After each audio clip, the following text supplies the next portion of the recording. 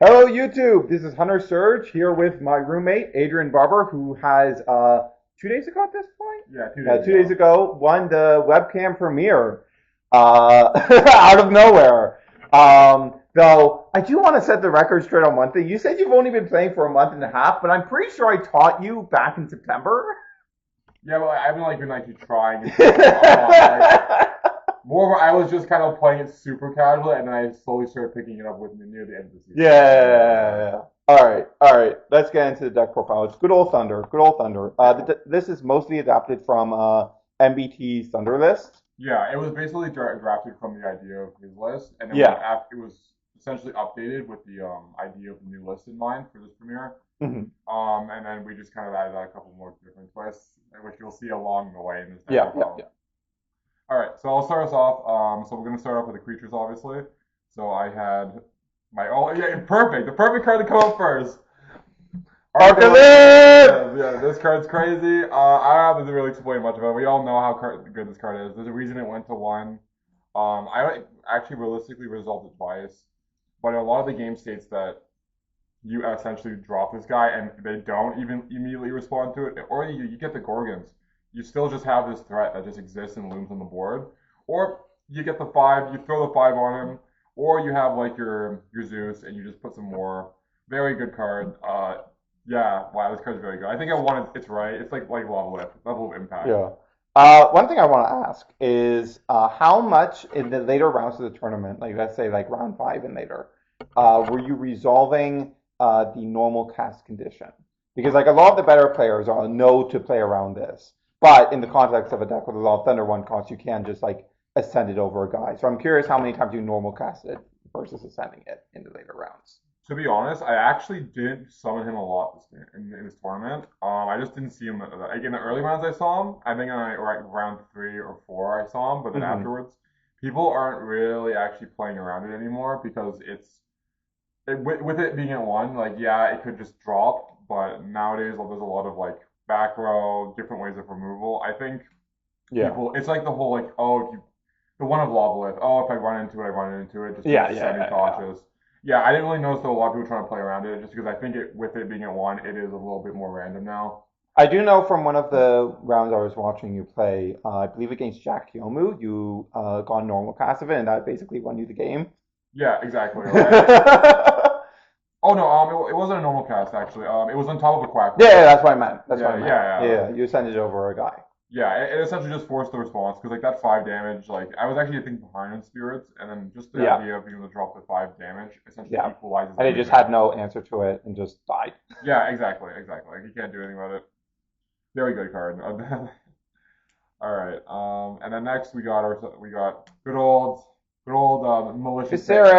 Viserys, good old Shura the what was that backwards name? Was it Shura the Blue Flame? Yeah, Shura the Blue Yeah, Flame. sure, or Yeah, like malicious basically. yeah. It's more Yeah, Shura than malicious. yeah. This card, I don't really have to go into much on this card either. Like a lot of the cards, like the creatures in my deck, you'll just notice it's the common trend of just good stuff. All the stuff that's restricted. Yeah, exactly. Um, yeah, I'll say this card's very impactful. It is very much worth to if you're playing Thunder, just to fit in like a couple Earths essentially, because yeah, this card's crazy good. Like if you in a lot of the simplified game states, if they just don't have a back row and they only can throw a guy down and you beat over it with a Viserys, you're already in such a very strong like position now. Yeah. Very good stat line, very good. Yeah, honestly, solid card. Also, yeah, very good. Okay, this. Wow, this, yeah, The two. unrestricted card that maybe should be a bit restricted. Yeah, so yeah, this card was the MVP of this whole event, honestly.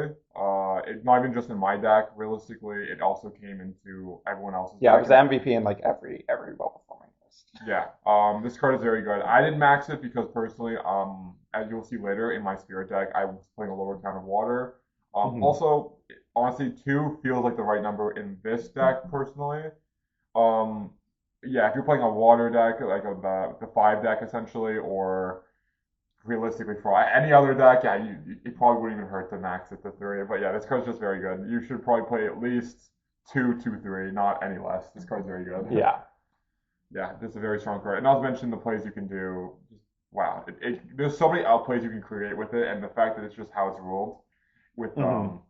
its interactions with Cryoblast, its interactions with Yeah, Alter. Yeah, wow. like it basically gets to effectively ignore half of the common back row Yeah, because PTA is not going to stop it from beating over whatever you're intending to beat over with it, and Tsunami doesn't work against it because it's going to be water enchanted. exactly.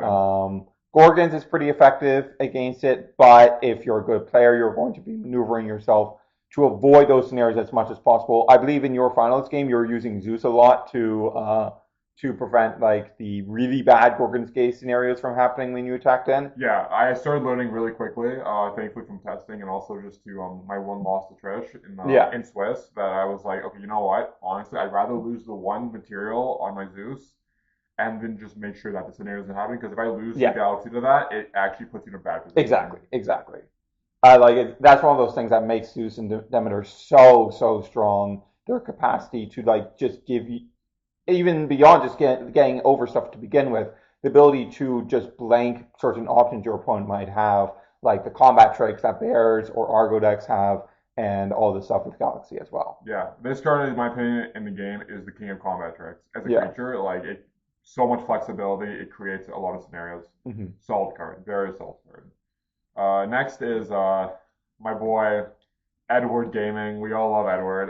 This card, I haven't say much about it either. Honestly, this card is the goat.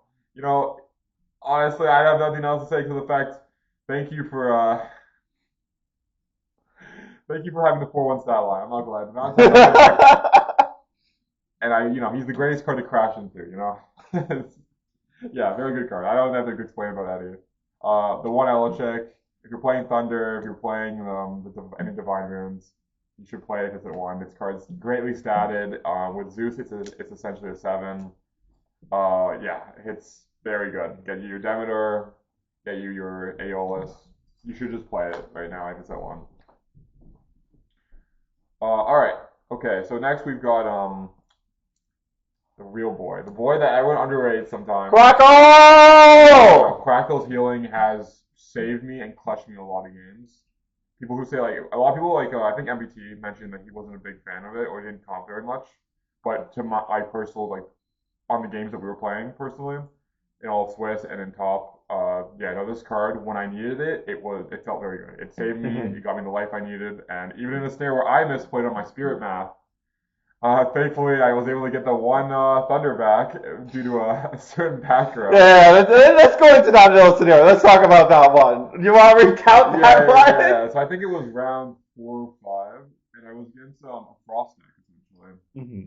and they activated the counter, which essentially negates a counter rune on Change of Prometheus. yeah, Chains of Prometheus, and I was very thankful they actually negated it because it gave me back the one thunder because that's the cost. It will negate it, but you got to grab one spirit from the underworld and put it back in your spirit deck. So I had a Quackle in my hand, and I was like, oh, I can't resolve this anymore. I need to see Ambrosia, and I was getting really low, and I was like, okay. Thankfully, my friend gave me a thunder to work with. So Quackle resolved, and I got back in the game. Yeah, very important. This guy's great. Healing is good. All right, next is okay. Honestly, I'd say this was like the second like best creature of my deck actually. Toxion's burns and just what he was able to do the whole game in all these games of Swiss, like he just applies pressure. Like turn 1, you can throw him down, you just put some back row. He stays for a turn, you re-enchant him.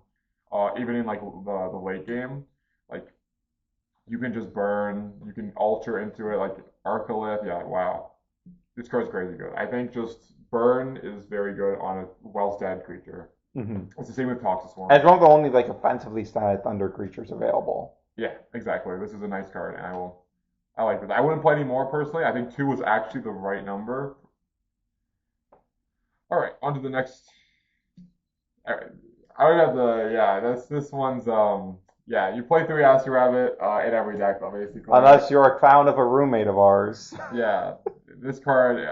No, like you actually just play the Thunder Spirit in any deck, and then Yeah, just exactly. throw this card. This card is just able to fix bad hands. You can go first. You can put in defense position. Check top 3, get a card, and then if I was playing Alter, so essentially I just got more advantage. I actually always prioritize the re-enchant in like the slower game states, or like the very like not much is happening for both opponents, and just re-enchant this card. Grab a card like I usually actually saw Ambrosia off the top three. I would grab Ambrosia on the second Spirited and Astro Rabbit and just pay it off and be like, oh, so I just got some healing, sick. Yeah, just a good card. Next is onto the counter slash the runes, and I guess the invokes. First it's a Tsunami. I played two of it. This felt like the right number. Because there was a lot of water, I actually ended up siding out one of the Tsunamis because realistically you're going to start noticing this card just doesn't do a whole lot. However, in some instances, where if they're eddying your Astro Rabbit, Yeah, you could yeah. actually just flip the Tsunami You can always just put and put Asgard it back into to defense. and then that makes him go, oh, well, that's awkward. And I'm like, yeah. That was actually one of the things I did in one of the games in Top Cut. That very much helped and gave me like the tempo that I needed to start things up. Very good card. Next, it's yeah. I actually don't think anyone in Top Cut was playing this card. Maybe I don't know, but Really? yeah. Was Tristan playing it? No, I don't. I didn't see him ever Ultra me once. Oh, really? Oh, that's crazy. Yeah. Honestly, like I basically I was Ultra gaming the most. I felt like Ultra is so crazy. Okay, okay. So everyone has seen your Ultra gaming in finals and semis, but there was also a big Ultra gaming moment in top eight with Shield of Achilles. Would you like to recount that scenario? Oh yeah.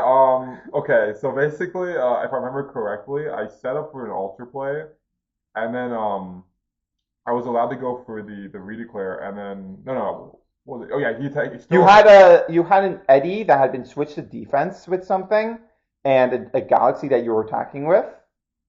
Yeah, I honestly I kind of remember that one the most. That play kind of came out like I think it just happened, and I was like, wow, that was really So cool. if I recall correctly, it was I don't recall how the Eddie got switched to defense. Maybe it was Misenchan and it got tsunami'd.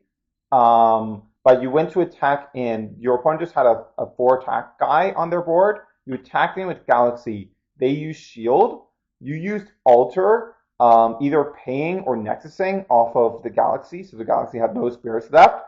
But because under enchantment does not cause it to leave until The the chain end of was the off. chain, Yeah. the Galaxy still returns to the hand. Then the Eddie switched to attack with two spirits in attack position, is able to crash in, empty the board while dealing one spirit damage to your Right, opponent. yeah, and giving him a Galaxy.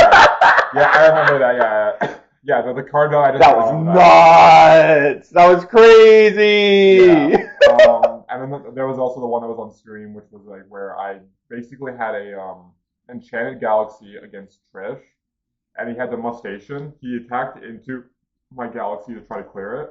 So what I did was I had Demeter. I actually flipped the altar, paid off the water on Galaxy, thus making Mustation resume his stats back to 1/6. And then I put the one Earth from Demeter onto Galaxy. That way, Galaxy stays and the battle still happens. So that means my station just dies. And yeah, I did that a couple times. I started noticing this is what I need to do in that matchup. Yeah, this card, Yeah. once you're able to, even if you don't have your Divine Moons, if you can get the two bodies, which is why Viscers is also nice, you can misenchant Viscers for fun too.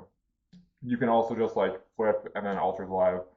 Card's a bit iffy sometimes, but in those kind of game states, very good card. Yeah. It's like the one counter rune that isn't like always live because it requires you to have two guys on the board, but it allows you to do such crazy stuff. Exactly. It's such an enabler. I love this card. Very good. It helped me a lot. All right, next is All Reliable. All Reliable. Okay, this card is just very good. I actually have no regrets on maining it. I actually think I caught some people off guard by the fact that I was maining it because there was in my Swiss games a lot of cryover and gaming going on. There were a lot of Frost players. Yeah, and just being able to make them go into cryoling, move up, and some of them were like, oh, I'm gonna play around Tsunami, so I'm going to misenchant it with a Yeah, water, yeah. and then just go, well, it doesn't really matter. I'm just gonna bounce that card back. Yeah, yeah, yeah. And I know I have no regrets on playing three of this in the main. I think like from like last premiere, a lot of people were like even before the last ban list were saying, yeah, this card is just very good. It's a very strong counter rune, and if really like the two calls, if they manage to get the one Arcolith on board against you, or you can just flip this and it goes back to their hand, and then now you know they have Arcolith. A lot of good cards. This is a very good card. Okay, next we've got PTA. I play 3 of it. This card's very straightforward good. I felt bad for my one opponent, Wes. He just got in the game and he didn't have all the staples stuff yet. He had no PTAs. Was that the fire That guy? was the fire guy. That was actually one of my thoughts. Yeah, it was the guy from Cool Stuff Inc. It was cool guy. But just it was unfortunate. Him not having this just meant I was Was it the like, same guy that had no sideboard? I think he had a sideboard. It was Okay, then it's a different fire guy. Yeah.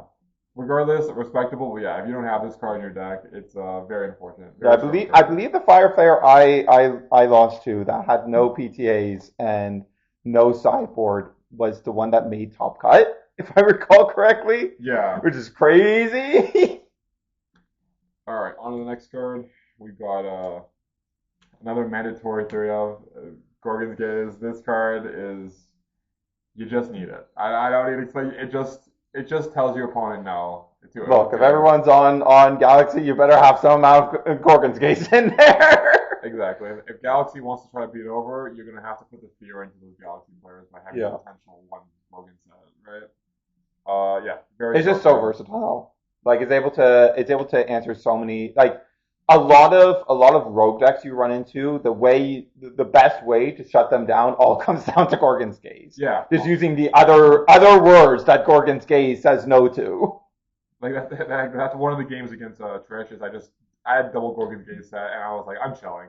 Yeah, yeah. Yeah, he's not allowed to play. The legendary, the one of Thunderstorm. Okay. I need you to tell everyone how many games in your approximation did you see this singular copy of Thunderstorm? Yeah, I think I saw it in like 80% of my games. And I was actually happy. The best part is the one time I didn't want to see it was against Trish in finals. It didn't show up, and I was like, sick, basically. We fought in round 2. Awful. Can't believe that happened. And I do believe you opened Thunderstorm both games. Yes, both games. Both games half cutted. Like even at locals, like I literally offer for cuts, and Yeah. it just glues to my hand when I need it. I don't know.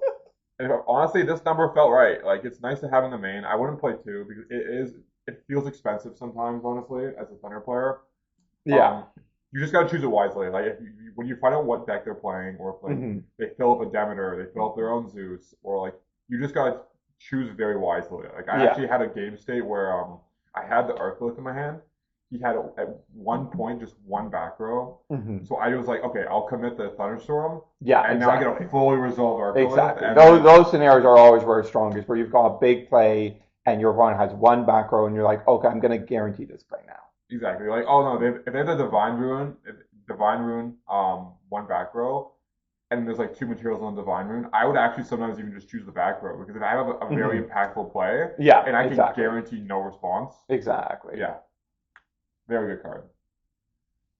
Next, get the one of Earthquake. Gotta have it. Yeah, Gotta have you- it. you If you gotta can play fit the Earth Spirits, you gotta have it. And we've got Viscerus in here, so we're already fitting the Earth Spirits. Yeah, so I resolved this a bajillion times more than this card. I don't even know if I played. It happened a couple times in Top Cut, but yeah, Laurel's actually showed up the most, and I gotta give it to Laurel's. Like, very cool card. I mean, not to mention it gave me like the game taste I needed to win. So Yeah. like I believe both cards you should play. But yeah, Laurel's just came up the most for me in that event, and it was very weird. But I was like, sure. Next, yeah, the card that everyone knows me for apparently. Because even in the thumbnails, they put they put me in for Cryoblast. Yeah, this card's crazy. Wow, this card is so many cards just naturally die to it. Yeah. Like this gets killed by it. Yeah. Spectator. Especially with like a lot of people playing like low to the ground decks. And like a lot of the stuff that inherently resisted it, like say Equilinx, is now less playable. It's just way more available to just cryoblast them to death. Exactly. Yeah, this card's just very good. It clutched me so many games, helped me remove cards I needed off opponents' boards. I'd say it was like a big factor in my finals against Trish. Yeah. And I think made Doom Raider also. Yeah, just Yeah, generally. and of course you've got the synergy with Zeus, but like that's the same theory that MBT proved last tournament. Yeah. It's just is so good. However, I will let you know if you see Frost going into games 2 and 3, this card will forever come. Yeah. I think the funniest thing about the Frost not being affected by Cryoblast is that like Frost doesn't even actually have any guys that inherently die to Cryoblast. Yeah, it's very funny. So like the resistance doesn't actually mean anything outside of preventing the Zeus combo from happening. All right, on to now. All reliable. You gotta play it. It heals you. It heals you. It's yeah. This is your Lotus. This is your Lotus basically. You gotta play it. We're making the Black Lotus comparison? Yeah, this is like the Black Lotus. Oh, first it was Maxine, now it's Black Lotus. Oh, this is the best card ever made. Yeah, this card's crazy. Yeah, it always when it comes up, it comes up. If you can stockpile it in your hand, grinding, it's just good. Insane card. And then I've got both the Divine Runes, Demeter and Zeus. Yeah, both insane. If you can just essentially like get both of them on board, yeah, you're probably gonna win the game. I'm not gonna lie. It's just lowering stats, increasing your monster stats. Yeah. Just helps you always out stat check your opponent. And then a modifier of 3 is so massive. Like they're so much stronger than everything else. And even if you have to run of both, well, you still have access to the 2. And it's like that's enough. And they let you do altar plays too. The main thing you lose out on is like the really strong altar plays are like less consistent now. And the Cryoblast combo with Zeus. But hey, when Moonrise comes out, they'll both be back to 3. Yeah, like this. Like it tells you enough if they're at 1, and I was able to just still, even to some degree, to see them, and then they just have such strong impact. Right, between them and the one Eldritch, you still effectively have 3 copies, so you're pretty likely to find them. Yeah. However, I will say one thing.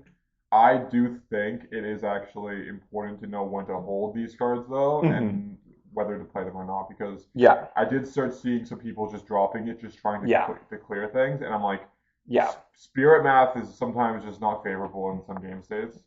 So I like to look at this card as like, oh, do I have altar? So it creates an altar play for me. Yeah. And also it helps me clear. But if it's just to play for the sake of playing it, exactly. You need to be holding your Divine Runes until you're in the moment where you actually need to use them. Yeah. And that was true before the hits too. Exactly. Use it to create tempo and then start just creating that advantage for yourself. Yeah, that's one thing I did notice was in my games. Some people did maybe use it at the wrong times. All right. Next, we've got the Spirits.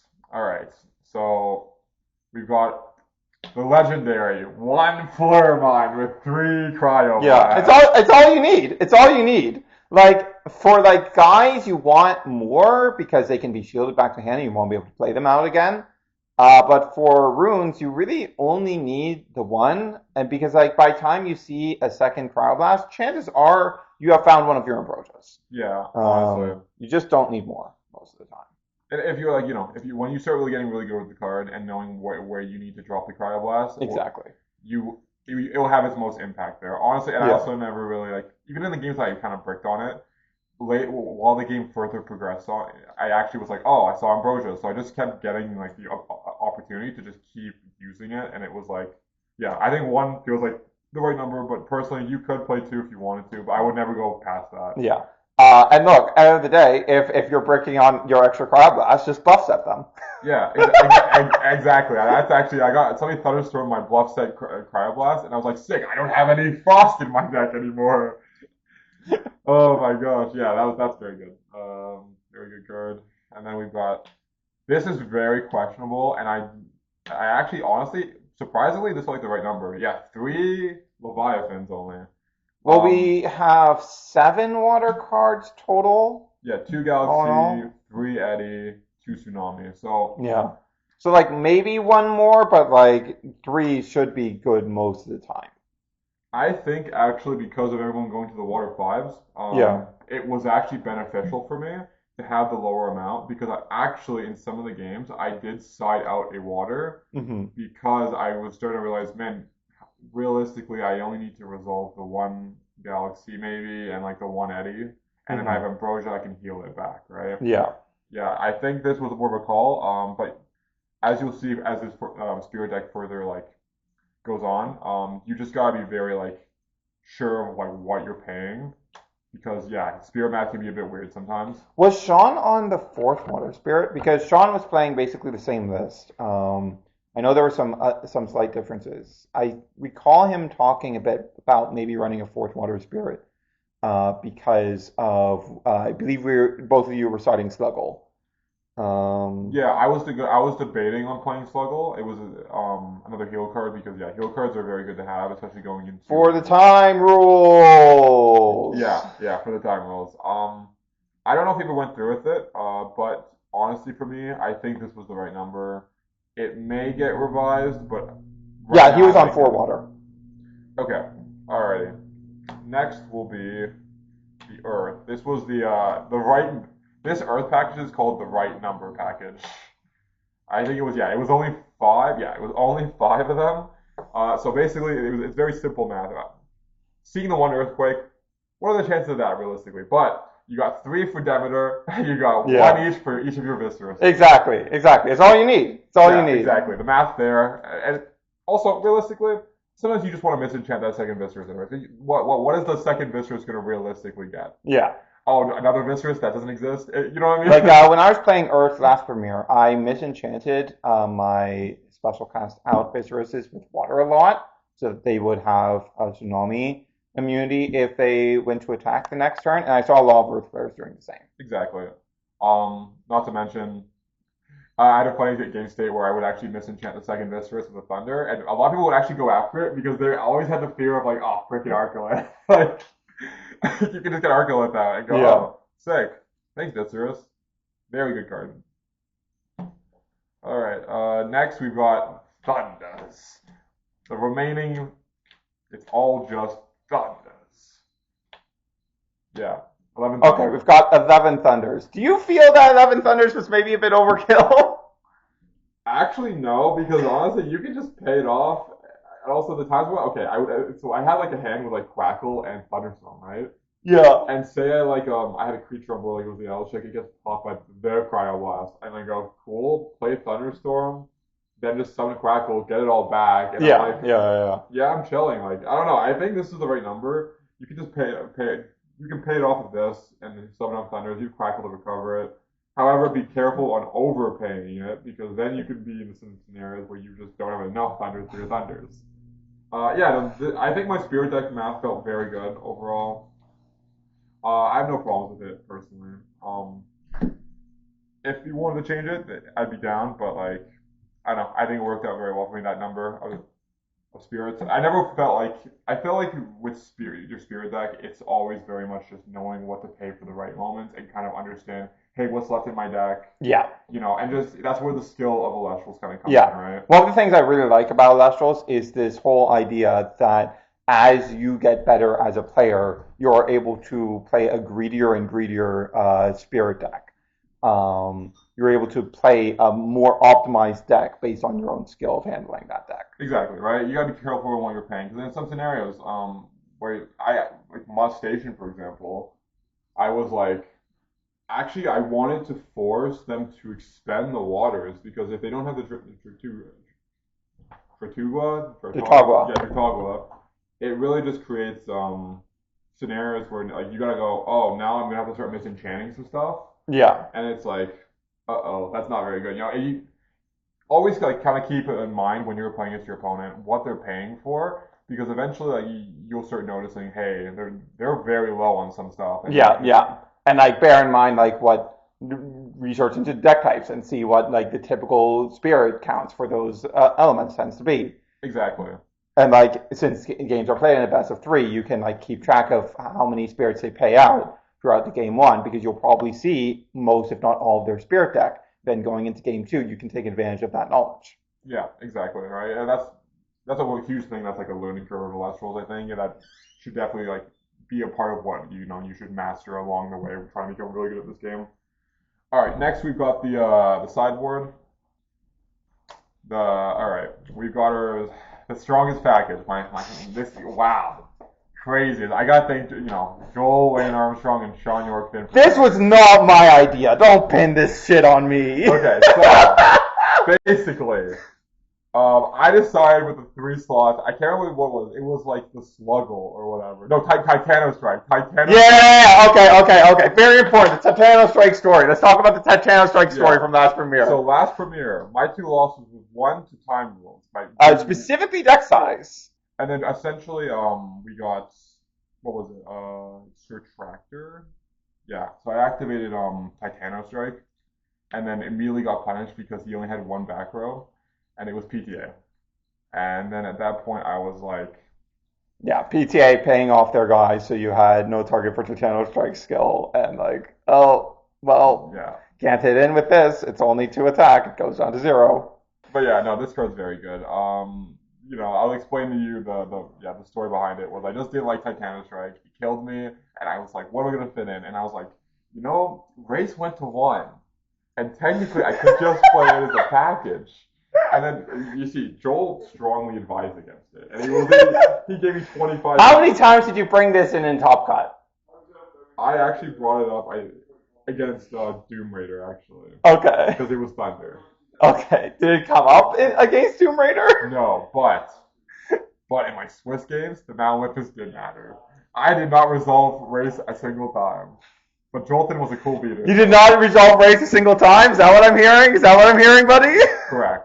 But when I play it, I would play it again every single time. Yeah, despite me. Exactly. This card's amazing. You could put anything you want here, but personally, you should just follow the Thunder. The Thunder Lord himself. This is the goo. Don't question it, just trust it. Okay, alright, on to the next part of the side. Yeah, the real side. Alright, yeah, one more Tsunami. Yeah, good card. Honestly, you just need to have more ways to just force things to go into defensive position. Did you end up bringing this in much, given how much water there was going around this tournament? I didn't, because a lot of water 5s. Plus you have to fight this. Probably, I'll be honest, this may change because with the ban list that happened, a lot of people's responsive answers were to just put more water cards in, like Galaxy and Eddie. Yeah. So honestly, I could probably fit this in for a different slot. But this probably should have been the Quackle that I was debating on. Overall, I think you could probably do 2. It's just make the right meta call, in my opinion. Yeah. If you start noticing there is not a lot of water, this card becomes very good. Very strong card. Okay, this card is okay. I personally think this card probably is terrible. Yeah. I never once sided it in. To be honest, there are some really niche scenarios where you can negate the Elo check, but the problem is it doesn't necessarily negate the attack or it's essentially just a worse score against. It really is just a worse score against, and that's the problem with it. It's you're paying 3 because of 2 for this, and then the monster will still attack you, and it's not worth it in my opinion. The mill isn't substantial. It just creates a lot of scenarios where I just never sided this card in because I never felt like it would have had any impact. So this card, probably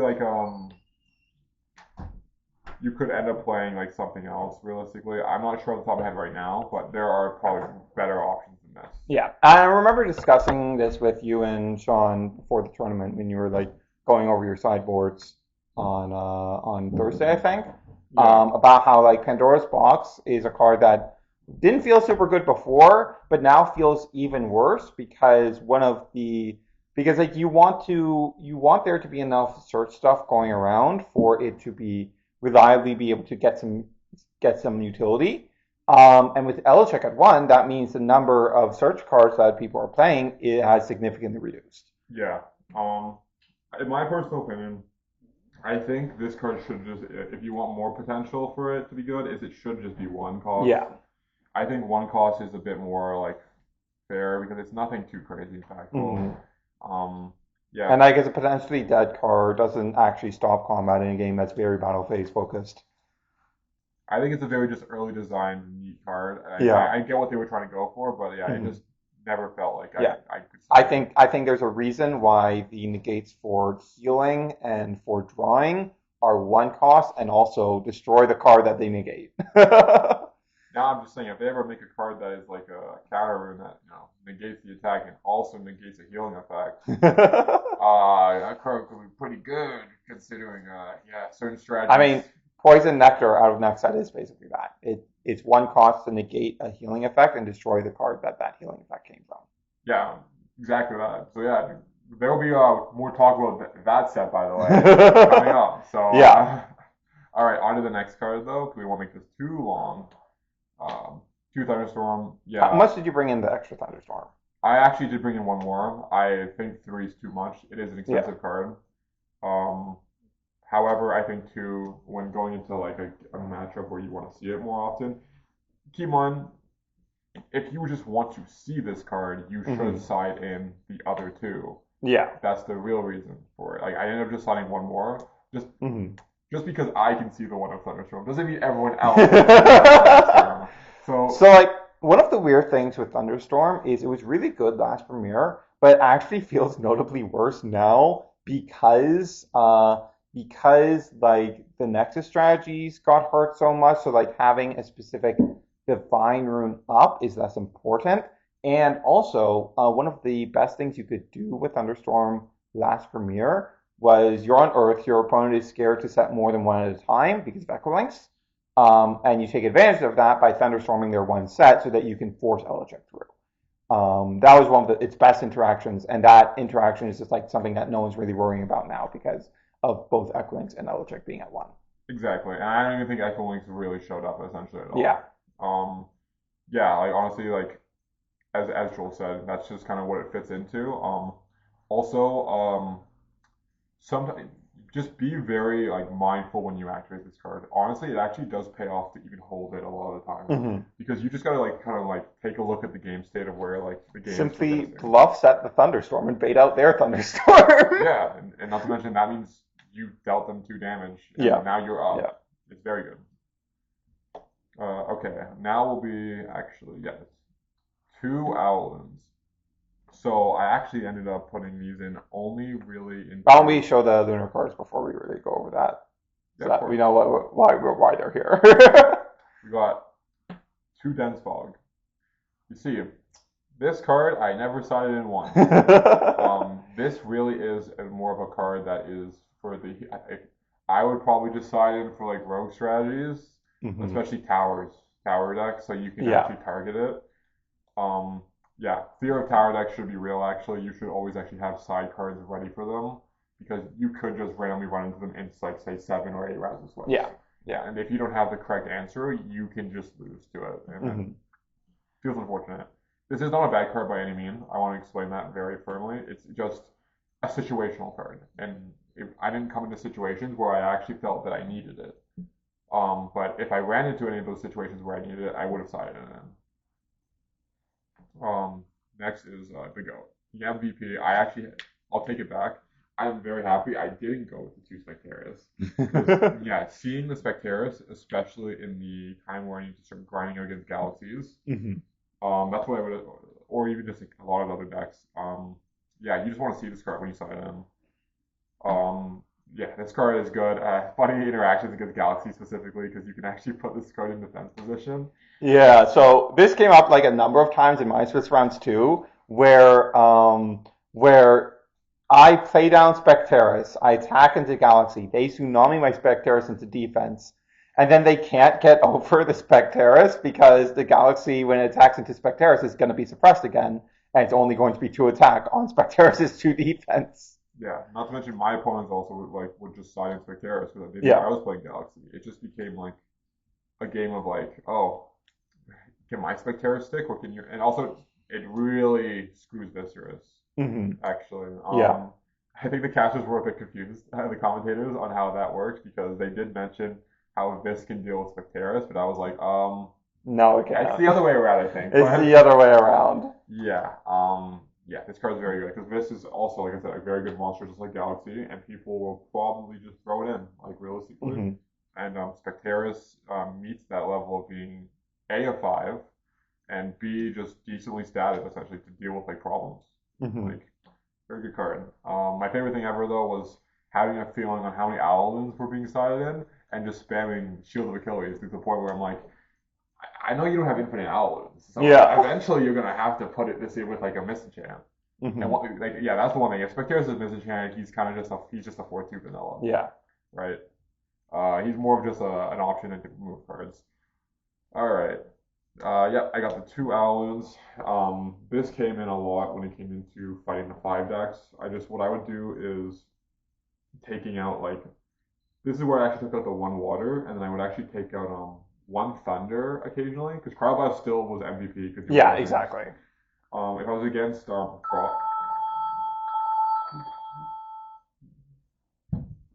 yeah, all right. If I was against Frost though, I would take my Flormine and then put in an Owloon, and then probably I take a Thunder out because I have like 11 of them, and then just play from there. Or if I think they're gonna side in like, other cards, I can just, yeah, they're good. I think it was just the right amount. I never really felt like I needed to see more. Because you see Specteris. Specteris is more of a reactive card in my opinion. He's not something you just play blindly with. Yeah. If you see a threat like Galaxy, now Specteris comes down and now they have to react to you. Yeah. That's what the strength of that is, right? Overall, yeah, I think that was the right number, and that is basically my deck profile. Do you have any questions for me, Mr. Joel? No, I've asked every question I need to. Now, what are we doing tomorrow, Duelist? Tomorrow, I believe we are going to be doing a quick little review of an upcoming set, I believe. Yeah. So as Adrian said in his champion interview, he has not seen most of the Moonrise cards. So we are going to be doing a live stream going over the Moonrise card pool, and Adrian is going to give his first impressions of most of those cards. I'll be honest. Okay, take everything with a grain of salt with what I say. I'm not a hater, but at the same time, I'll let you know that Well, there's one card in there that you have a very strong opinion on already. Yeah, that's for sure. I'll let you know that my opinions are not taken to heart. Take it with a grain of salt, and just keep in mind, I love Elestrals at the end of the day. No matter what, I love Elestrals, so just keep that in mind. All right. All right. See you guys later.